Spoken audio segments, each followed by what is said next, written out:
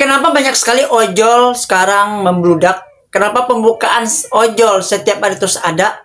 Dikarenakan banyaknya PHK atau orang gulung tikar atau orang kehilangan pekerjaannya. Mau nggak mau melamar jadi ojol. Makanya ojol makin lama makin banyak dan semakin membludak. Bahkan hampir setiap hari dikatakan penerimaan ojol akan terus dan terus ada.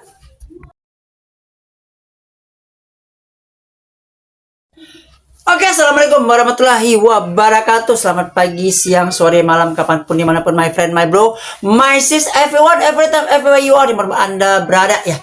Kali ini gue akan coba lagi membahas, mereaction sebuah berita yang mana orang makin rame daftar ojol dikarenakan tingginya PHK ataupun kehilangan pekerjaan ataupun putus kontrak atau faktor dari kendala keterbatasan umur dan juga keterbatasan latar belakang pendidikan yang mana mengakibatkan kita yang dulunya kerja harus melanjutkan kelangsungan hidup menjadi ojol.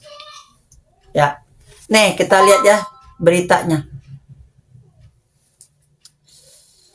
Bisa dilihat sebelah. Makin rame pekerja jadi ojol karena tingginya PHK. Nah, nih ya dari kontan ya, kita bacain ya. Industri transportasi berbasis platform digital alias ride hailing menjadi tumpuan bagi pekerja saat keluar dari sektor formal. Pekerjaan sebagai driver ojek online alias ojol pun menjadi bantalan bagi gigs worker alias pekerja lepas di tengah tingginya angka pemutusan hubungan kerja atau PHK dan terbatasnya lapangan kerja formal. Oke, kita lanjut. Direktur Eksekutif Segara Research Institute Peter Abdullah mengatakan, saat seseorang tidak kunjung mendapatkan pekerjaan formal, pilihan yang pertama bukanlah menjadi buruh, tukang, atau pekerjaan non-formal lainnya seperti supir pribadi. Yang pertama orang akan pilih saat inilah masuk ke platform ride hailing.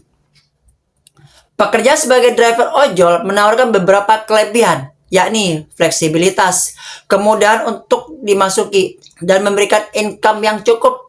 Mereka juga bisa melakukan hal yang lain, ujar Peter dalam keterangannya hari Sabtu, tanggal 19 Oktober bulan lalu ya. Berdasarkan hasil survei yang digelar oleh Segara Research Institute di Jabodetabek, Yogyakarta, Makassar, pekerja informal memiliki hambatan untuk masuk yang relatif rendah dengan peserta pekerja yang minimal. Selain tidak ada persyaratan pendidikan, juga tidak ada modal yang memberatkan. Tidak mengherankan apabila kemudian pekerjaan informal menjadi pilihan utama ketika pekerjaan sektor formal harus berhenti bekerja. Baik karena diberhentikan alias PHK atau dikarenakan mengundurkan diri secara sukarela dengan berbagai alasan. Dibandingkan pekerjaan informal lainnya, survei riset Segara Research Institute menyebutkan ada berbagai kelebihan yang ditawarkan pekerjaan sebagai driver ojol. Meski sama-sama memiliki karakter fisik fleksibel, driver ojol tidak terikat pada jam kerja yang ketat. Driver ojol bahkan bisa menentukan sendiri hari kerja maupun jumlah jam kerja mereka. Peter menambahkan, pekerjaan informal di platform ride hailing juga menawarkan kelebihan dari sisi fasilitas. Pekerja informal pada umumnya tidak memperoleh jaminan keselamatan kerja maupun jaminan kesehatan. Namun, lebih dari 50% responden driver ojol menyatakan mendapatkan bantuan fasilitas untuk mendapatkan jaminan keselamatan kerja dan sekitar 40% menyatakan adanya bantuan dari pemberi kerja untuk mendapatkan jaminan kesehatan. Meski biaya ditanggung sendiri, namun mereka difasilitasi oleh penyedia platform digital untuk mendapatkan jaminan keselamatan kerja. Ini berbeda dibandingkan pekerja informal lainnya yang dengan tegas menyatakan tidak mendapatkan jaminan keselamatan kerja dan jaminan kesehatan, tutur Peter. Selain itu, keunggulan lain dari pekerja driver ojol adalah pendapatan yang lebih tinggi dibandingkan penghasilan yang ia peroleh pekerja informal lainnya. Driver ojol merupakan pekerja mandiri. Mereka tidak menjadi pegawai platform, melainkan difasilitasi oleh platform digital baik sisi fleksibilitas, beban kerja, jaminan kesehatan, jaminan kesehatan dan tingkat penghasilan mereka relatif paling baik di antara seluruh pekerja informal, tegas Peter. Menurut Peter, semua orang tentu saja menginginkan pekerjaan formal. Sayangnya, dari 3 juta sampai 4 juta angkatan kerja baru setiap tahunnya yang bisa masuk ke pekerjaan formal hanya bisa sekitar 1 juta orang. Sementara sebanyak 2 atau 2 juta sampai 3 juta orang lagi terpaksa masuk ke pekerjaan informal. Ini disebabkan oleh kegagalan pemerintah untuk menyediakan lapangan pekerjaan dengan mendorong pertumbuhan ekonomi yang cukup. Karena itu, tugas pemerintah bukanlah memformalkan pekerjaan informal, karena pekerjaan informal merupakan penampung sementara. Pemerintah harusnya fokus meningkatkan derap ekonomi kita untuk memberikan pekerjaan formal ke angkatan kerja kita. Jelas, Peter. Nah, di sini jelas ya, kenapa orang yang lulus sekolah jadi ojol, lulus sarjana jadi ojol, lulus kuliah jadi ojol, ya, atau putus sekolah jadi ojol, putus kuliah jadi ojol, kena drop off alias kena DO di sekolah atau di kampus jadi ojol. Ya, dikarenakan ini, karena setiap tahunnya pemerintah itu hanya menyediakan lapangan 1 juta pekerja. Ya, seperti tadi berita tadi.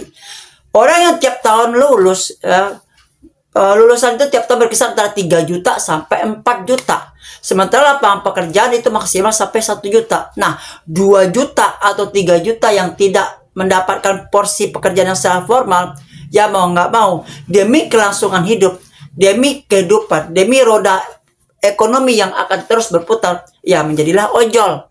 Karena apa? Karena mungkin di mata orang luar yang baru-baru masuk ke ojol, ojol adalah pekerjaan informal yang mungkin menarik dan juga mendapatkan pendapatan yang lebih tinggi daripada pekerjaan-pekerjaan informal lainnya. Dan juga mungkin karena tidak adanya modal usaha ataupun berbisnis seperti buka warung, buka restoran, buka lesehan dan lainnya. Dengan adanya ojol bermodalkan motor, SIM, STNK, dan surat SKCK dari kepolisian, itu bisa menjadi seorang ojol. Nah, itulah mengakibatkan kenapa setiap hari pendaftaran ojol itu semakin banyak dan semakin membludak. Ya, kita tahu sendiri, sekarang lagi lesu, banyaknya orang-orang di PHK, dan juga sekarang banyak turunnya daya beli masyarakat yang untuk kegiatan-kegiatan lainnya. Intinya kalau tidak penting-penting amat, lebih baik uangnya disimpan dan uangnya ditabung. Yang mana kebutuhan hidup makin lama makin tinggi. Tapi sayang, pendapatan ojol makin menurun.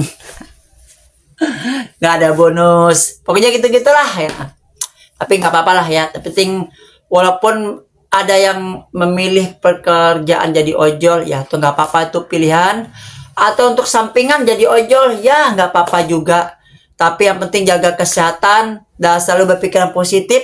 Dan juga menciptakan lapangan kerja yang baru di bidang dunia digital ini juga banyak, seperti jadi kreator atau jadi live streaming atau jadi nyanyi atau joget-joget atau apa, itu nggak apa-apa, asal kuat-kuat mental dan kuat-kuat kena hujatan untuk kelangsungan hidup yang lebih baik.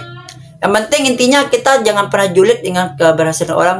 Orang bisa, kita harus juga bisa, kita juga harus bisa. Oke? Jadi sekali lagi, ojolnya aja pilihan hidup yang mungkin pilihan titik terakhir di saat pekerjaan formal tak kunjung dapat.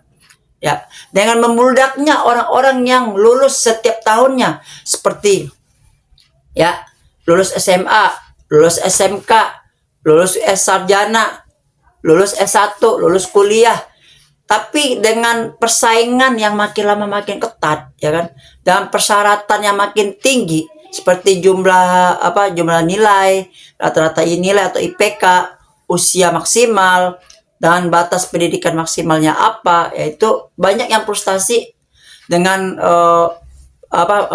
pelamaran itu dan ditolak dan gagal, akhirnya menjadi ojol. Tapi nggak apa-apa, karena ojol adalah pilihan. Tapi ya yang di lapangan, ya, mungkin gue sering ya lihat yang di lapangan. Nah, apapun yang gue lihat dan fakta-faktanya akan gue sharing dan juga akan gue bikin reactionnya versi gue sendiri.